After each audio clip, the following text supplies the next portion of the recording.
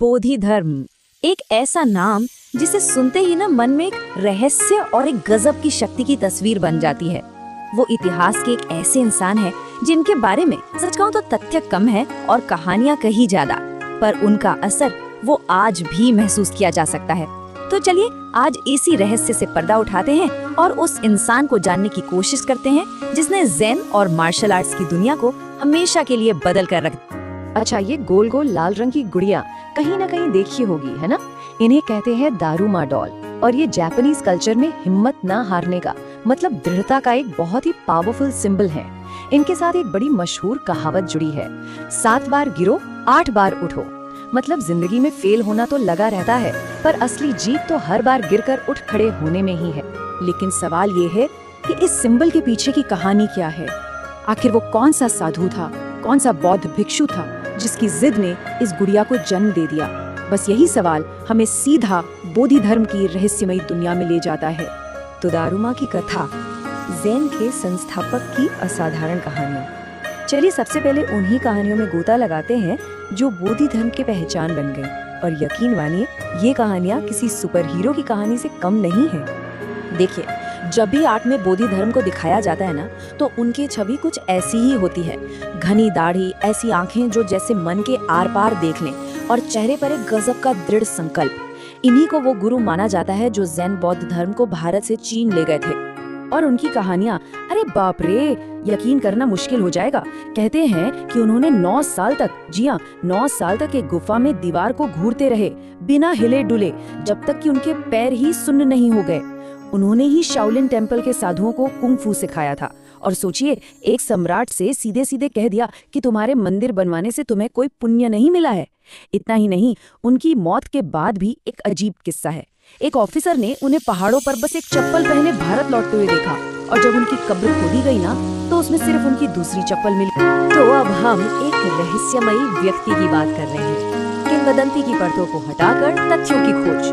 देखिए, ये कहानियां सुनने में तो बहुत मजेदार लगती हैं, लेकिन इतिहासकारों के लिए ये एक बड़ी चुनौती है। तो चलिए अब इन कहानियों से थोड़ा हटकर फैक्ट्स की पड़ताल करते हैं। देखते हैं कि कैसे वक्त के साथ एक इंसान की कहानी एक मिथक में बदल गई। इस प्रोसेस को हैगियोग्राफी कहते हैं। मतलब जब किसी इंसान की कहानी को इतना बड़ा चढ़ाकर बताया जाए कि वो लगभग एक संत या देवता लगने लगे। ये टाइमलाइन बहुत दिलचस्प है।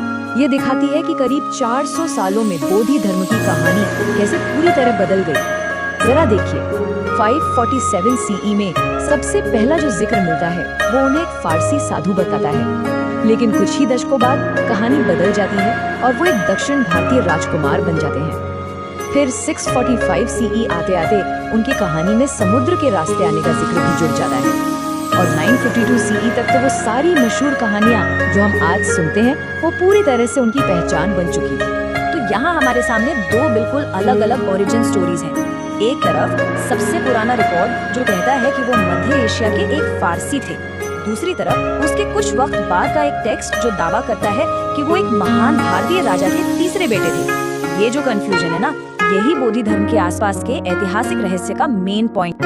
लेकिन हुआ क्या कि समय के साथ इन दोनों कहानियों में से एक, यानी दक्षिण भारतीय राजकुमार वाली कहानी, जिसने अपना राजपाट सब त्याग दिया, वो ज्यादा मानी जाने लगी। शायद एक राजकुमार का सब कुछ छोड़कर साधु बन जाना, ये आइडिया लोगों को ज्यादा पसंद आया और आज ज्यादातर लोग उन्हें इसी रूप में जानते हैं।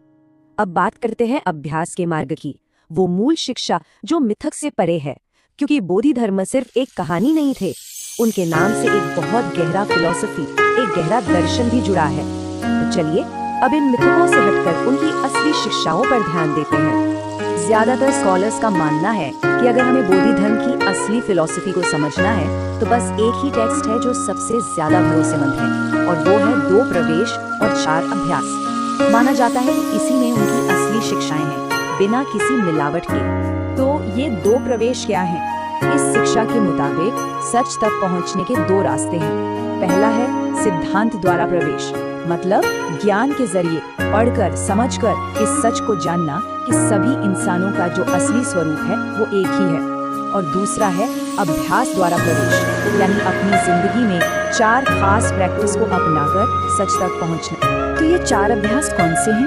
पहला है विपत्ति को स्वीकार करना, यानी बिना किसी शिकायत के ये मानना कि जो भी दुख है वो हमारे पिछले कर्मों का नतीजा है। दूसरा, परिस्थितियों के अनुकूल ढलना, मतलब सुख हो या दुख दोनों में शांत रहना, क्योंकि ये हमेशा नहीं रहेंगे।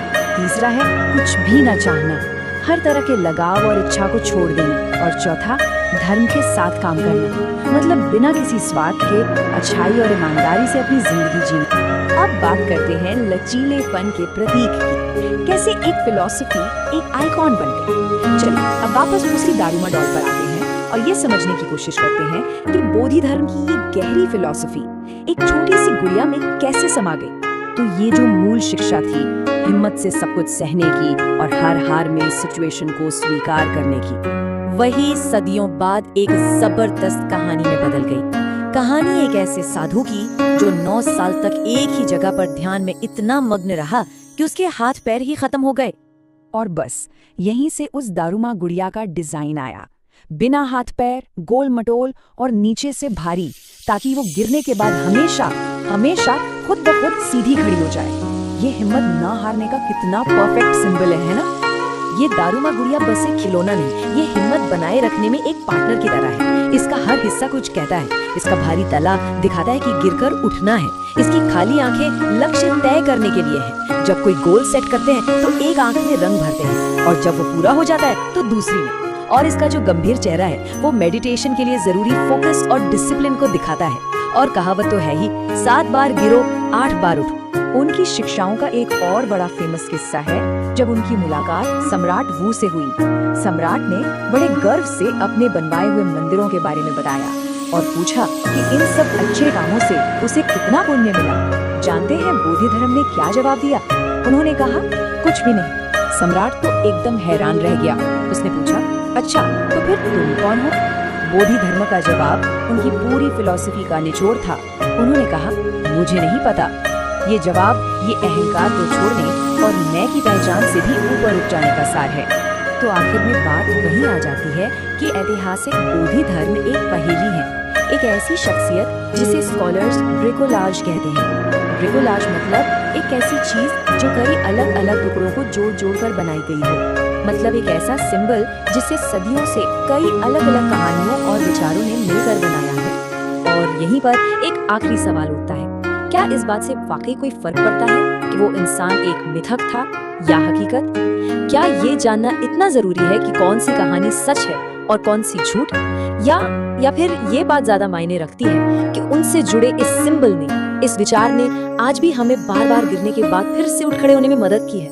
सोचने वाली बात है।